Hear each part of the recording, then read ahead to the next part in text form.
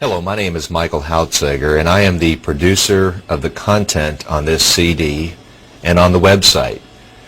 For the past 3 months, I have been working very closely with Al Bielek and Stu Swirlo, Preston Nichols, and Larry James to put together in an aggregated form the complete story as best it could be told about the Philadelphia experiment and the Montauk projects, all in one place.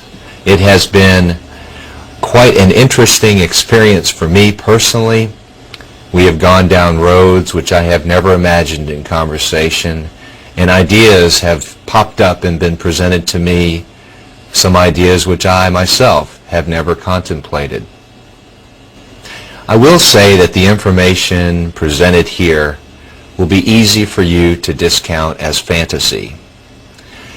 We're talking about Montauk time tunnels, extraterrestrials, mind control projects, massive government cover-ups, the ability to store in a computer, say, the entirety of oneself in a digital representation and then be able to manipulate that digital information and reformulate that back into a being known as yourself. We're talking about time travel to re-engineer the past. All of this is stuff that you just don't find in your everyday experience. And many people would say the government doesn't know how to cover up any information. However, what we're going to present to you is how they do this, and perhaps after you get an understanding of the process of doing these experiments, you'll gain a better insight into how the cover-up does exist. Now, I've been, I guess, over these last 3 months on a search for hard evidence, hard proof that something like this ever did happen. And while I could take you to Montauk, which is on the tip of Long Island, and show you pictures of buildings that were there, certainly that doesn't prove that there was an underground facility, which we discuss in depth. And while I can aggregate for you several people who all share the same and very similar experiences together, that in and of itself doesn't prove that any of this happened. But one of the best sources of proof, I think, is along the way, Al Bielek remembered an encounter he had at a seminar with a Dr. James F. Coram, who has quite respectable credentials. And Dr. Coram came up to him and said he has replicated on a very small basis the Philadelphia experiment using Tesla technology. When Al told me of this, we went to the internet and quickly were able to find many mentions of him. We got a telephone number and called him up and asked him if he would share his research paper with us to publish on our website and CD. He agreed to do that, and that is an experiment where he took just a miniature ship and was able to make it invisible for a short period of time. I think that's one positive step in the right direction. Now, my role as the producer of this CD is not to impart to you that I know the truth. This is a searching experience for me as well as it will be for you.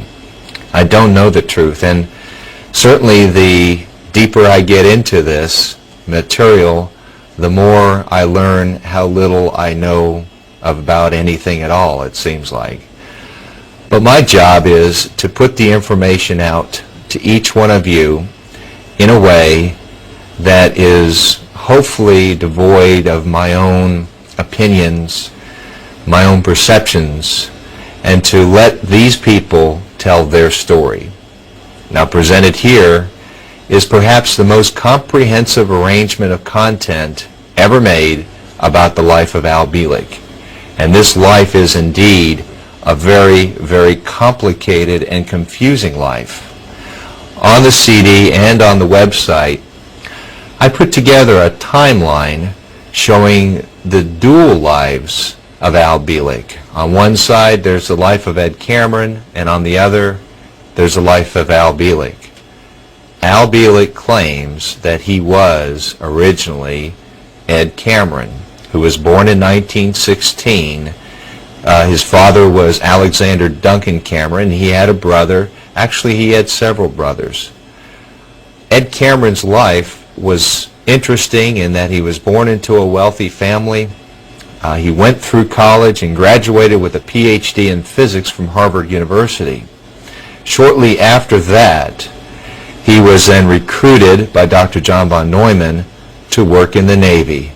And very quickly, both he and his brother went to the Philadelphia experiment. Now that was the experiment which the USS Eldridge was made invisible for a short period of time. The first test was 20 minutes, no one was on board. And the second test, actually, it was invisible for 4 hours. In 1943, the reason why they were so interested in invisibility was because half of our ships being sent to England were being sunk. And we needed something to sort of fend off the U-boat threat. Now, from that point, the story gets very, very interesting. In 43, when the ship went invisible, both Duncan and Ed tried to shut down the equipment, and they couldn't do it, so they jumped off the USS Eldridge, hoping to swim to shore. They were both good swimmers. Well, they landed in what they call limbo, and the next thing they recall was waking up in a hospital bed in the year 2137, where they both spent 6 weeks. Now, toward the end of those 6 weeks, Ed Cameron found himself in the year 2749, and he doesn't know how he got there, but he just knows that he spent 2 years in the year 2749. And in this program, he describes cities thousands of stories high that were built using anti-gravitation devices, and when they got tired of one place, they could just simply move the city to another location. And it was really quite a enjoyable socialistic society run by computers and an elusive group of people who apparently are doing things in this timeline called the Wingmakers. Well, toward the end of that 2-year stay, the computer told Ed Cameron there's a mess in the past which he needs to go back and correct. He was sent back to 2137, where he picked up his brother, and then they landed in the year 1983 at Montauk. The people there convinced both of them that they needed to go to the USS Eldridge in hyperspace in 1943 to destroy the equipment, shut down everything that's going on so that the Eldridge would reappear, which they both did. But prior to the ship reappearing again, Duncan Cameron apparently jumped back off. He, I guess, panicked or something like that. He landed back in the 80s, and Ed Cameron sort of became visible again with the ship. And the story of the ship is interesting, where several sailors were embedded in the hull of the vessel itself. Well, after that experience, Ed Cameron's life was not quite normal. We detail his involvement with the atomic energy or atomic bomb program at Los Alamos, how he sort of irritated Dr. Teller. He was sort of taken out of the program, and when he was, he got a ticket to Alpha Centaurian 1, and we described the encounter that he had with those beings there. Now, apparently people who get sent there usually don't get sent back, but he did. And after he got sent back, he worked on the Mach 1 project. Then he and Jack Wrigley decided to start their own company to work on ion propulsion engines. They were successful, according to Al, but prior to getting the engine off the ground into a commercial format, he was removed from the project. He was removed from his family, and he was again sent back to Montauk, where a decision was made to have him converted to a new person, that being Al Bielek, and this was in the 50s. The way they did that is they took him from the 50s back up to 1983, and then they moved him back down to 1927, where he was Al Bielek. From 27 all the way to present, he's maintained this timeline. However, in the 70s, Al Bielek, apparently, he believes, was recruited to work at the Montauk Project. He was a psychic director there, worked with the mind control and the Montauk Boys program, and later on he was involved in many of the time travel and space travel trips that they made to Mars and other locations throughout the universe and time. Al does a very in-depth discussion of all those experiences that he can recall at this point in time. So here we are, the year 2000, and Al is telling a story. So this is a fantastic story, and if you hear it all by itself of just Al Bielek, you'll find it hard to believe. And that is why I asked Al, are there others who are in a position to support your story? We found 3 others. Preston Nichols, who perhaps is a good friend of Al, and Duncan Cameron, agreed to do 2 program segments with us. And you'll find his interview interesting as well. Stu Swirlo also agreed to do a segment I found him not through Al but through another person, and Stu claims to have known of Al at Montauk because Stu was involved with the Montauk Boys program, and he talks quite a bit about that regretful period in his life where they used boys sort of as guinea pigs, as test subjects, which they would pull off the streets in large cities, and well, they did some what I consider to be awful things. Getting back to Preston, he seems to have been involved in this program from day one. He has an interesting capability of being musically gifted. He understands music as well as science and technology as well as the mind. Combining all of that together was the sort of the engine to bring about these programs in a mechanized format. Now, the last one we interviewed was Larry James, and Larry James, that's not his real name. He met Al at a conference, and immediately they both knew each other. Larry does not want to get involved in this whole program, in a sense, that he doesn't want to be known. He has a normal life and doesn't want really those associated with him knowing this story or knowing that he is telling this story. There's a bit of fear that I detect, certainly when I talk to him, but he just made a decision that we can't use his real name, I can't have any pictures of him, and so therefore I have to honor that. Now, I would like to mention the nature of these memories that people are talking or telling their story from. I think, as Larry described it best, it's a Swiss cheese memory. And that is, there's lots of holes in it. What they say happens is that they're teleported, say at 12 o'clock midnight. That using this Montauk time tunnel technology, they are actually grabbed, teleported to another location, and they work for 8 hours. Upon the conclusion of their 8 hours, they're teleported back to, say, 12:01. And just that very process makes many of their memories go away. They forget it, that they were involved. But what happens is eventually, over time, the memories do come back. Now, it seems like most of these people, or all of these, are not consciously participating in these programs. And when they get there, they just seem to be in an altered state, almost as if they're picking up from where they left behind and not forgetting that. When the memories did come back, and for all of them it was at an early age, each one of them thought they were crazy, that they were going crazy, that they were remembering things of events which they thought never happened to them.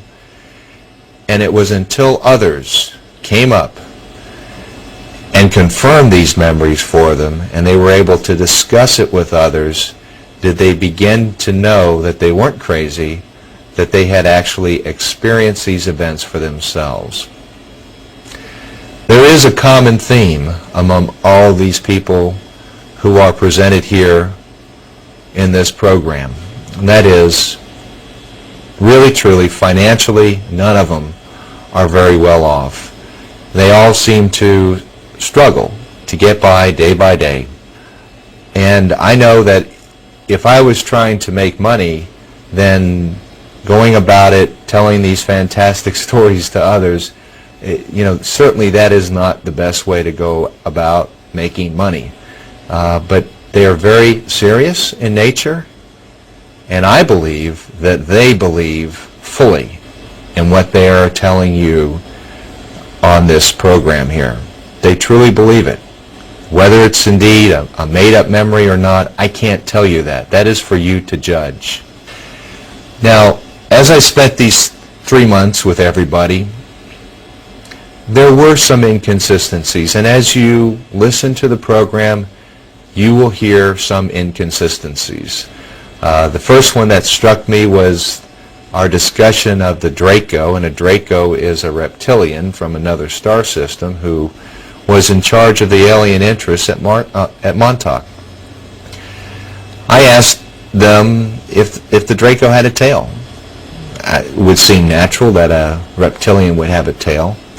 And in some discussions, Al said he did, and in others, both Al and Larry said that he did not have a tail.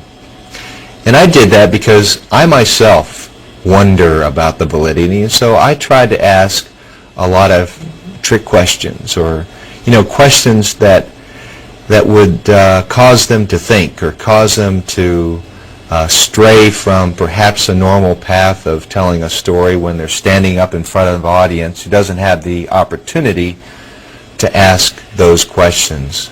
And so, yes, that was an inconsistency, but again, don't discount the entire information because of these inconsistencies. Other question about the Draco, was he androgynous or not?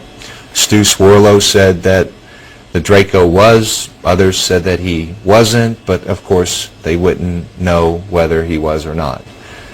Again, a little inconsistency. Perhaps one of the biggest inconsistencies is the conversion of Ed Cameron to Al Bielek. Now, Al believes that they used Montauk technology to physically regress him into a new body. Larry, he claimed to be the man in charge of the time control program at the time, and that what they did is they took his body and they actually sort of extracted the soul essence of his body, and his soul was electronically placed in the body of Al Bielek. So they disagree a little bit, but then Al will say that there was a son born, that he was sick, and that was to the Bielek family, and then all of a sudden he did become well. At 9 months old is when his memory started functioning. So he'll admit he doesn't have all the answers. Now, as you go through this content, and if any of it's true, then if you're like me, you'll have to reevaluate your concept of yourself. I mean, are we in a universe really teeming with life, or are we alone? And if we're not alone and others are here, why do they remain so elusive? And if time travel is indeed possible, then that means everything is happening all at the same time. And all we are experiencing is our perception of where we think we are in an artificial time continuum. You'll find that more questions will pop up than answers, and it will be just a long process of asking questions and really pondering what the potential answers are. I have the questions, but not all the answers. but perhaps together we will come closer to getting some of those answers. The Al Bielek website will serve as your tool to discuss some of these issues and pose questions to Al Bielek. What I would like to do is on a monthly basis have all of you send your emails to the address given on the website, and I'll bring Al Bielek in here, and one by one for the questions which he picks out, I'll have him respond to those and then post those answers or the responses on our website. So enjoy your own discovery experience through the words of Al Bielek, Stu Swarlow, Preston Nichols,